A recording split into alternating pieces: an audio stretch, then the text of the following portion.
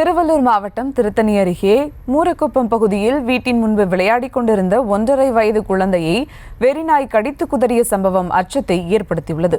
கூடுதல் தகவலோடு இணைகிறார் செய்தியாளர் செந்தில். வணக்கம் செந்தில். வெறிநாய் கடித்து குதறிய நிலையில் தற்போது குழந்தையின் நிலை என்னவாக இருக்கிறது? விவரங்கள். வணக்கம்.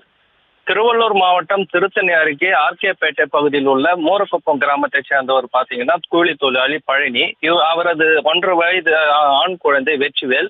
இவர் அவரது வீட்டின் முன்பு தனியாக யாரும் இல்லாதப்போ விளையாடி கொண்டிருந்தார். அப்போது வெறிநாய் அந்த குழந்தையை கடித்து உடல் முழுவதும் பல்வேறு பகுதியில் கடித்து குதறியது. பின்னர் குழந்தை அலறும் சத்தம் கேட்டு பெற்றோர்கள் ஓடி அந்த நாயை துரத்தி பின்னர் அந்த குழந்தையை மீட்டு உடல் முழுவதும் காயம் ஏற்பட்ட குழந்தையை வேலூர் தனியார் மருத்துவமனையில் அனுமதிக்கப்பட்டு தீவிர சிகிச்சை பிரிவில் இருக்கிறார்.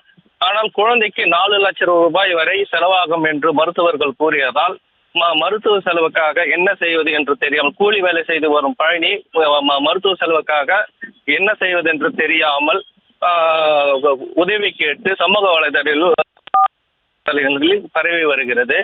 எனவே தமிழக அரசு தானாக முன்வந்து அந்த குழந்தையை காப்பாற்ற ஏதாவது உதவி செய்வார்களா என்று பெற்றோர்கள் எதிர்பார்த்து காத்துக் கொண்டிருக்கிறார்.